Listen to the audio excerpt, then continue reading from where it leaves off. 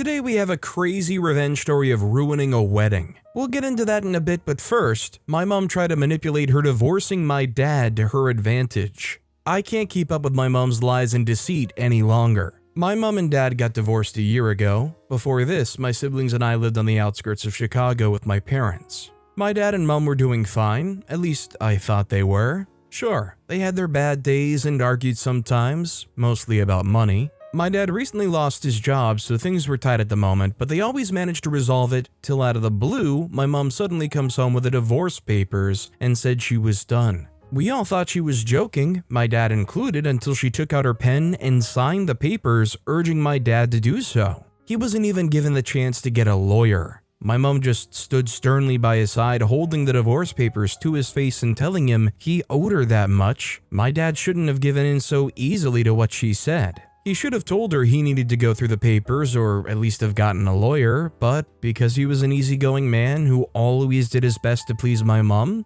he signed the divorce papers immediately. My siblings and I were still trying to process their divorce when I overheard my dad arguing with my mom about how she made him sign away his right to seeing his kids, and she said it was the right thing to do. It wasn't like my dad was going to get custody of us or had enough money to take care of us, so why bother? I slowly began to build this resentment towards my mom for being so mean to my dad. She didn't even consider our feelings before making any decision. My dad was devastated. He was having a hard time with the changes, and we were also having a hard time with the changes as well, but my mom just told us to pack up. We were going to stay with our grandparents. I asked my mom why she divorced my dad, but according to my mom, it was for the best and she didn't need to explain herself. That was the most self-centered response she could have given. She didn't have a legitimate reason for divorcing my dad. She was moving us away from where my siblings and I have always known as home, and worse, my dad had to get permission from her before coming to visit us.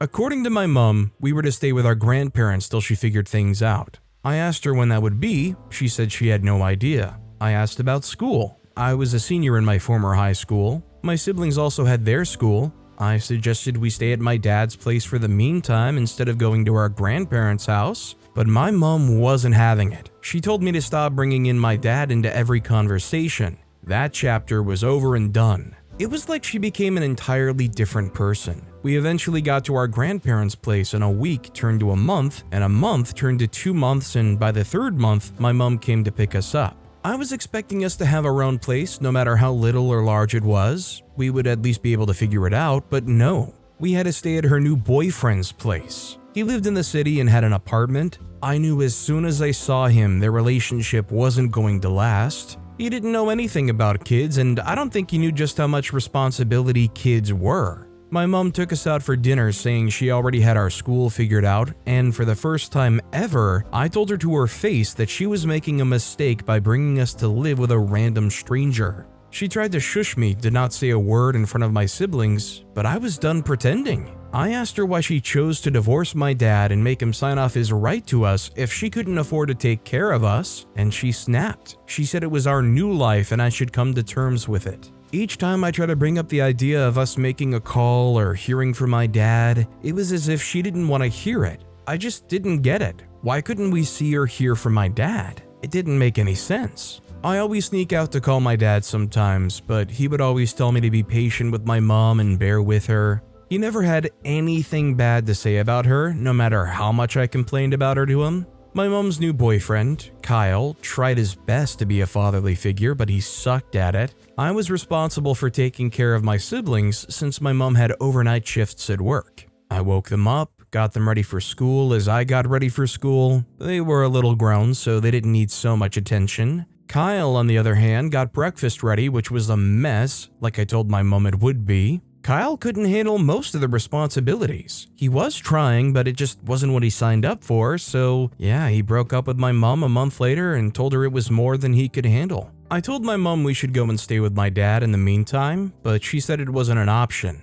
We ended up staying at the hospital where she worked for a few days before we eventually got a house. At the time, I had no idea she got paid by my dad. All I knew was if there was any slight problem, my mom would talk about how our dad abandoned her to care for all three of us. My siblings Mary, the immediate one after me, was 13, while Blake was 11 and I was 17. It was exhausting, to be honest. We have had to change schools twice now, but since we'd gotten an apartment, I expected things to get easier and my dad would have the right to come over and visit us. I kept assuring my siblings whenever they asked, I would tell them soon, just like my mom always answered, but there was always one excuse or the other. For some reason, my mom collected my phone weeks before we got settled in our new apartment and said she needed to sell it so she could afford the rent, so I had no means of calling my dad.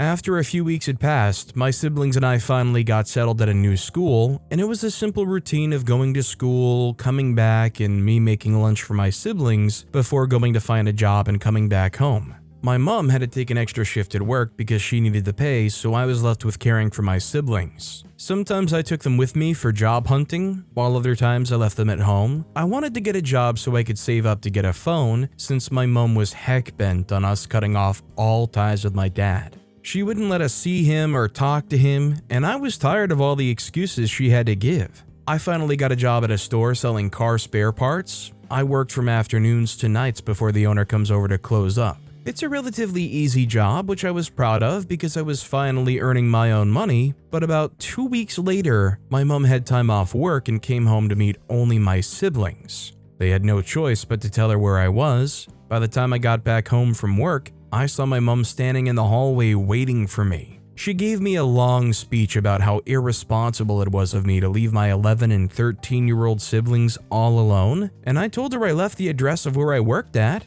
I was also scolded for not telling her I had gotten a job. But as soon as I got my first paycheck, guess who comes asking for it, saying we needed money for rent? I gave her the whole salary for the first month, thinking I would get a break. But my mom just saw this as an opportunity to collect whatever amount I made if it wasn't rent. It was school fees and I didn't get it. I thought my dad gave her money, but she said he didn't. According to her, she hadn't heard from him in a while, so she went to his place and saw him with another lady, so we should just move on. I felt so hurt. I couldn't believe my dad could get over his family so fast. A part of me didn't believe my mom, yet another part of me kept thinking, why hasn't he even come to say hi? Even if he wasn't allowed to come see us at home, he should have found a way to contact us. I was finally able to save up for my phone, which I got for myself for my 18th birthday. This was after a lot of back and forth and me standing my ground on what I needed my money for. The first thing I did was to give my dad a call and ask how he and his new family was. He said he was shocked to hear my voice, and his response was,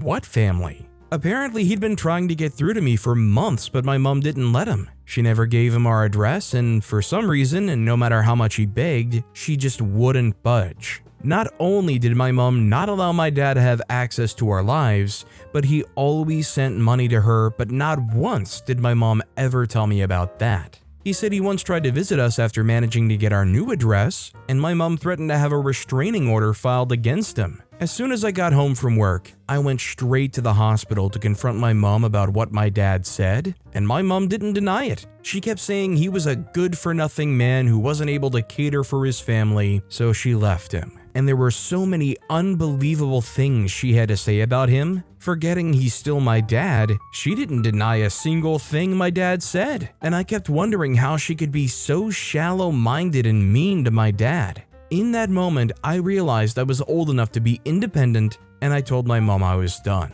I was done trying to pretend she was a good person, and I was done staying with her. She told me I wouldn't dare leave, and I told her, "Watch me." I called my dad and immediately told him to come and pick me up. I did my best to pack the little I could before my dad arrived and told my siblings I would be going to stay with our dad. My mom tried to stop me, but I told her I had every right to leave. If I was being honest, what pissed me off was how nonchalant she was about everything she did. She didn't feel bad for lying or manipulating the situation to her advantage. She didn't feel bad about how she restricted us from seeing our dad. She didn't feel bad about how alone my dad must have been when she left him. So to me, it was a no-brainer. I felt bad about leaving my siblings alone, although I went back the next week to pack up the rest of my stuff and properly said goodbye and told them they were welcome to come stay at my dad's place no matter how much Mom objected. They should give me a call. And I also had to quit my job, but it was nice to be back in a familiar neighborhood and back to my old friends at school. Honestly, I would have liked to see OP use the money that they had gotten from their job to help fund OP's dad's lawyer fees to contest this divorce.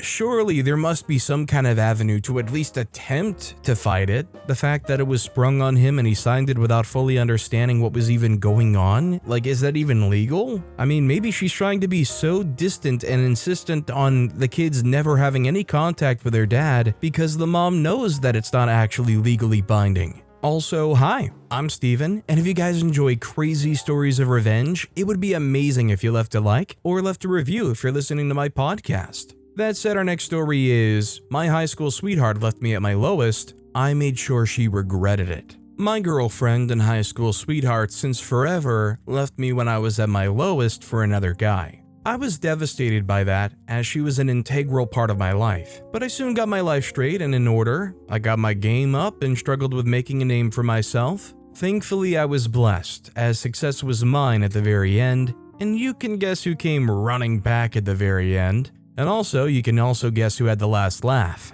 Yes, I did, and it felt satisfying. I, male 29, had been in a relationship with my high school sweetheart, female 27, for the longest time. We both got into a relationship back when we were still somewhat freshmen in high school, and next to every single student in school back then really envied our relationship. We were the talk of the entire school. But this isn't the beginning of our story. Let me take you right to the very beginning of our relationship and a little walkthrough of our relationship just to show you a little bit how things were between the both of us initially and how things ultimately ended between the both of us, which really set me on a different path in life, giving my life much more focus and room for improvement among many other things. My then partner and girlfriend, let's call her Janet for context's sake, was a freshman, same as myself when we met, way back when we were still in high school. She was quite literally the first person I ever spoke to from the very first moment I stepped foot in that school. She was actually quite receptive, and talking to her was quite calming at the time, because if my memory serves me quite well, my then state was indescribable. I think saying that I was nervous would most certainly be an outright understatement. However, she was the one person that really made the transition into this new environment quite easy for me, and I later found out that same day that she was in fact also a freshman like myself. This was what truly piqued my interest in her, as I couldn't help but wonder how she was so calm and composed, almost making it seem like she was no stranger to the system and all. I immediately decided to stick with her after my first session and getting my grades, and one of the main reasons why I decided this was because she was at the top of our entire class, and in consequent years, she would retain that position till she graduated. I took this as an opportunity back then, as this seemed like something that wouldn't be imposing on her, seeing as we were already acquainted and somewhat friends, I think. Following my first year in high school, Janet and myself were initially really close with each other. We did practically everything together. We went to lunch together, our places of residence were also quite close to each other, and this also prompted the both of us going and coming back together from school. We even decided not to take the school bus, as we quite enjoyed the long walks back home and all. Right before we had resumed our second year, during the long break, which didn't seem that long, there was an incident that happened at Janet's home, and this almost really devastated her. I think it had to do with her father physically abusing her mother, and then her mother couldn't apparently take it anymore and had to report the entire matter, which eventually led to their divorce and her father serving time and all. Basically, a whole bunch of things happened during that time, and I knew that she felt alone in all of this, which was what made me all the more invested in a close relationship between the both of us, as I was the only one that she trusted and told about what had happened back at home. This, in some way, shape, or form, really brought us together, closer than we'd even imagined.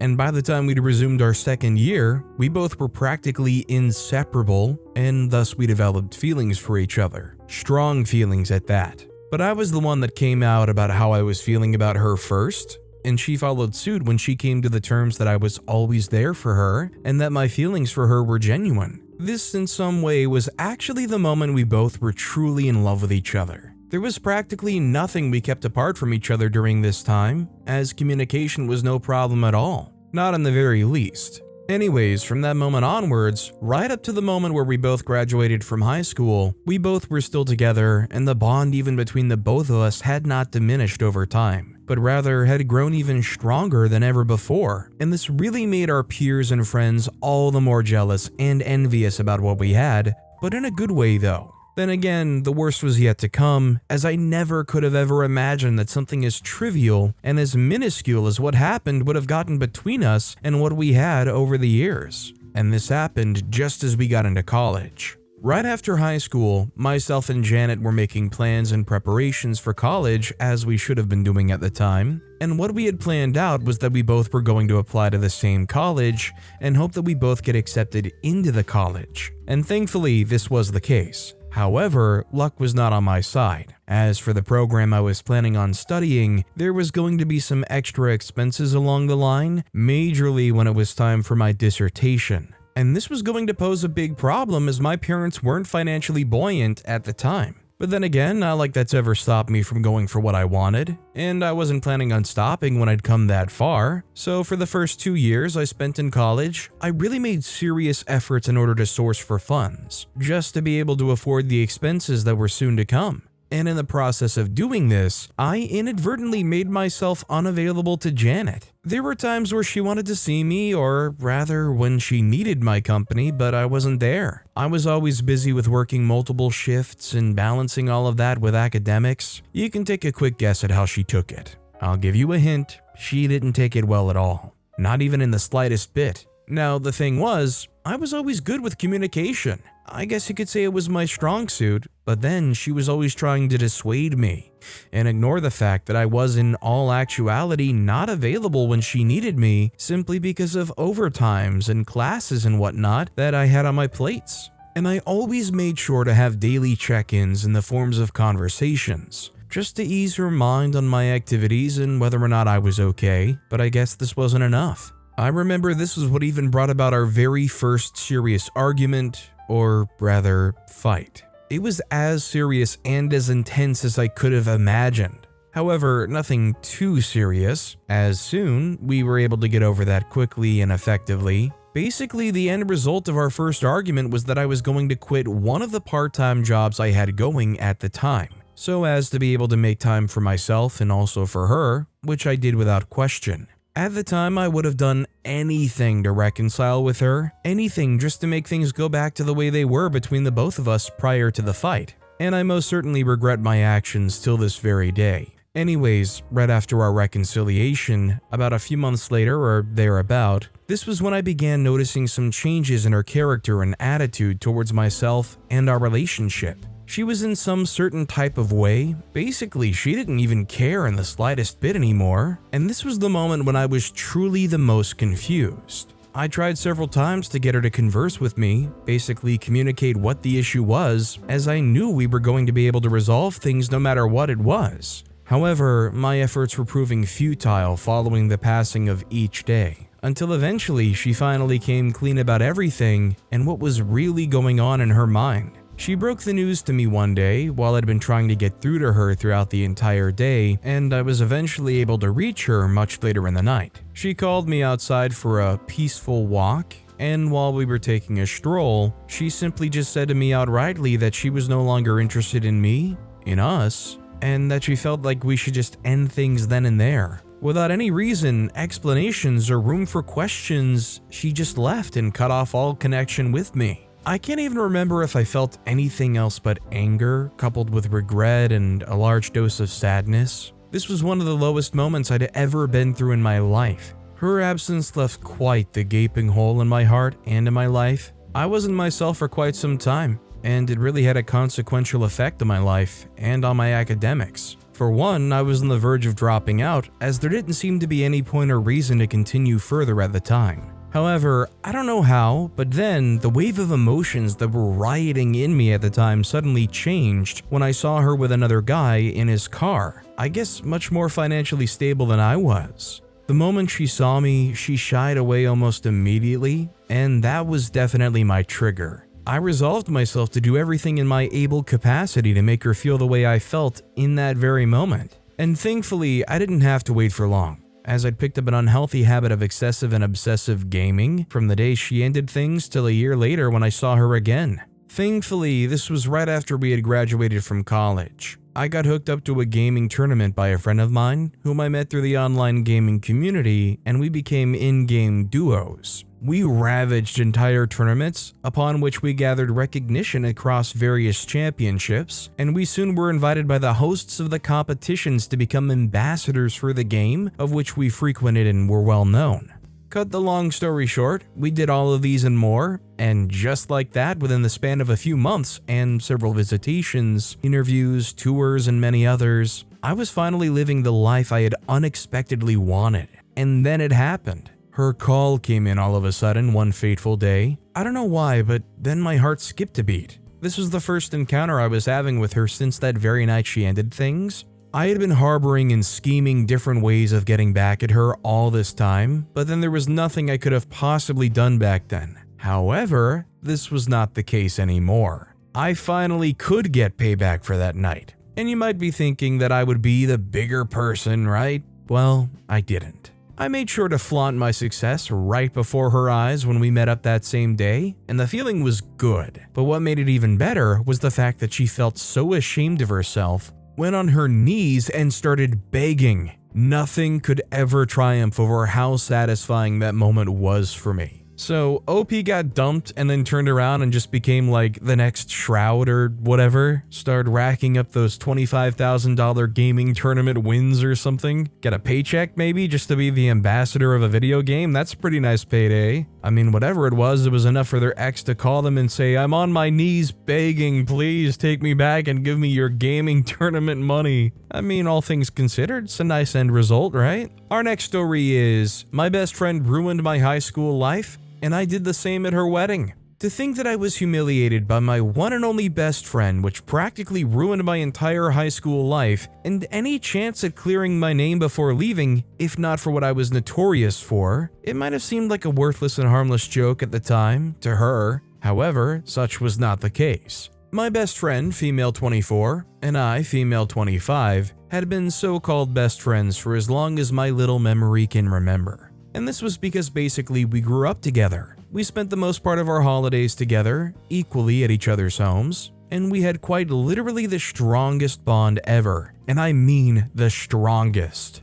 Don't get me wrong, we weren't perfect, as we definitely had our flaws and areas where we needed to improve on greatly. However, what really made us special was the fact that we got to do all of these things together. Not as a couple, but as very close friends. And this was what truly made our bond grow even stronger over time. Now you might be wondering what my story is all about, and what exactly must have happened between the both of us for me to be here before you, telling you my bit of the story, and basically how things went down between the both of us. Well, you need not look any further, as I just need to take you right to what seems to me like the very beginning of the end of everything between myself and my best friend. And also for context, my best friend would be going by the name Mirabelle. So Mirabelle and I had a lot of things we liked mutually, and this was nothing too corny or cringe. It was simply just how we both grew up. And even though while we both were in high school, it was something we were bullied for, albeit the fact that we were both still bullied by fellow schoolmates and teased by friends,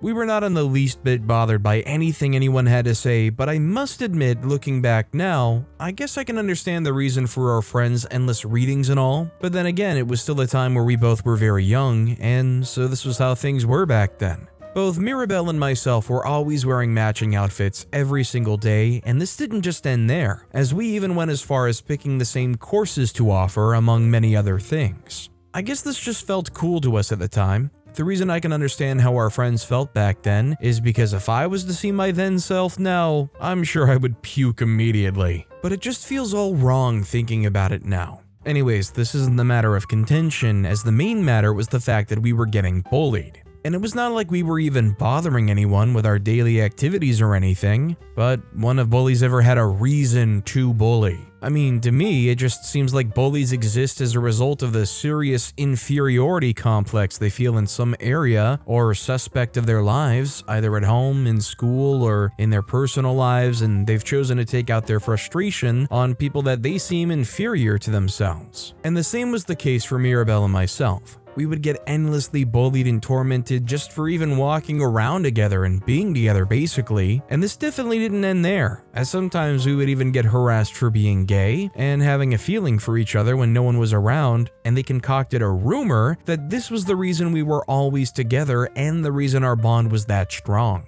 Now, the truth of the matter is that if this were to have been the accusation, or rather the rumor, put around to spread among students in the entire school, I wouldn't have had a problem with that. But then Mirabelle went and did something I never could have imagined in a million years that she would do. Until the day I got my revenge on her, I don't think I'd ever forgiven her for what she did, even though it seemed like I did at the time, and even though quite some time had passed and all. Now, this was how things went sideways between Mirabelle and myself. So following the rumors that were roaming and spreading like wildfire amongst the students in school back then by the bullies, Mirabelle somehow unilaterally decided on her own that she was going to get a boyfriend to debunk any rumors that were spreading about the both of us, just as a means to clear the air and all. Well, it was easier said than done, when it seemed like every single student in the school was very much aware of what the supposed truth about the both of us was. It was a really troublesome and long journey for her, and I honestly wasn't fully aware of what she was going for until she finally found a boyfriend.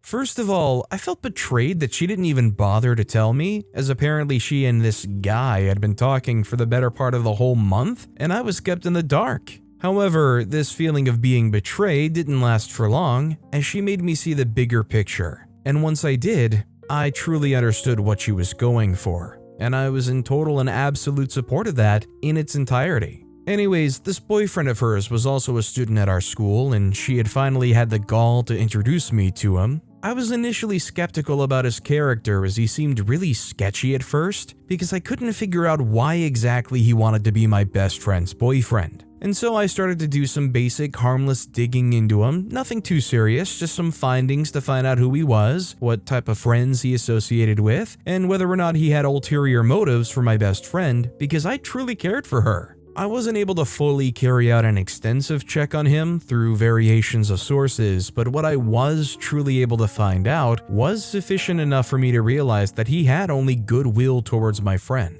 And that was the only thing that truly mattered to me. Now, to the reason I wasn't able to properly carry out my check was basically because Mirabelle found out I was doing all of this behind her back, and for my own personal satisfaction, which caused a real misunderstanding between the both of us, as she felt threatened and didn't even want to hear the reason as to why I did it, and I guess this was what led her to the next line of action. I don't know why, but then she had to do something, anything, to make me apparently regret coming for her man. So she did one thing that we both were bullied for, and rumors were being spread around about the both of us. However, I didn't know she was the one behind it at first, as I couldn't believe she would do something like that. Apparently, someone went ahead to spread another rumor that I was still making advances towards her, and that I was desperate for her, as I truly had feelings for her. The person made me out to be some desperate girl who just can't seem to let go, when in all actuality, that was not the case. The person also made a point of the fact that I tried to get rid of her boyfriend, all so I could have her all to myself.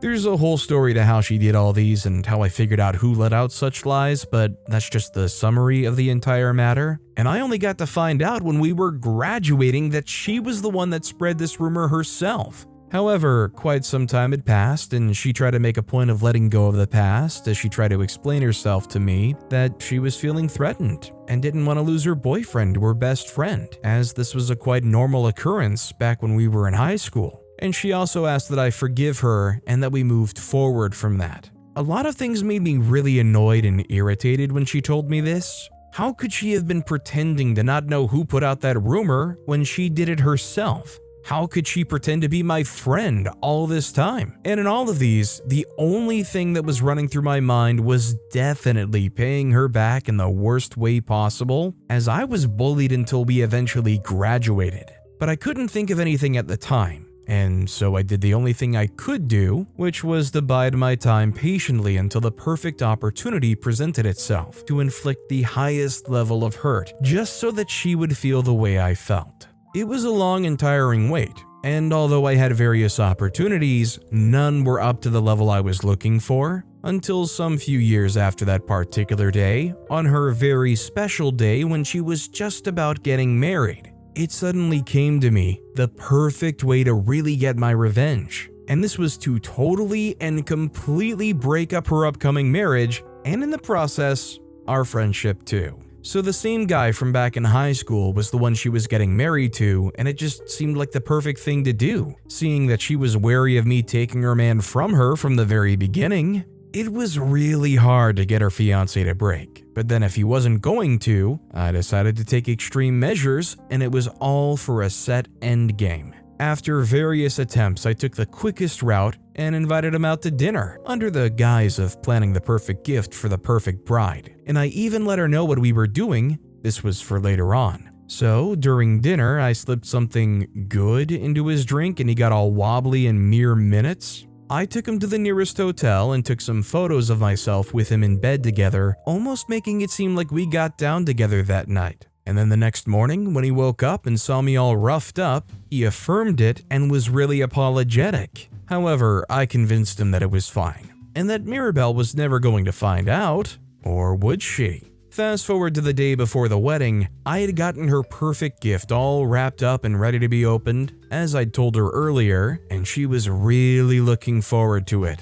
Now, here comes the best part. She was definitely not expecting what I had planned out for her, as while she was on the altar taking her vows with me right beside her as her best woman, the audience was asked if anyone objected to the wedding, and I just knew this was my cue. I immediately played this slideshow I had prepared for that day of myself and her soon-to-be husband being lewd and all, and this was the very moment I realized inner satisfaction and relief. All heck broke loose basically and things went awry, but I'd already fulfilled my long-lasting need for revenge, and the rest was history. Even though she didn't really know that I was the one who was behind it, it still felt worth it. Her reaction and breakdown on that day. Not gonna lie, it felt illegal just reading this story. I hope we can all agree that OP's pretty darn crazy and way too resentful for something that happened in high school. Even if they did get a bunch of bullying for it, it doesn't excuse what OP did to get revenge. Yikes. But with that being said, that's all the time we have for today. Now, if you want to hear another crazy revenge story, check out that video on the left. Or if you missed my latest video, check out that video on the right. That said, I'll see you all next time with some more stories.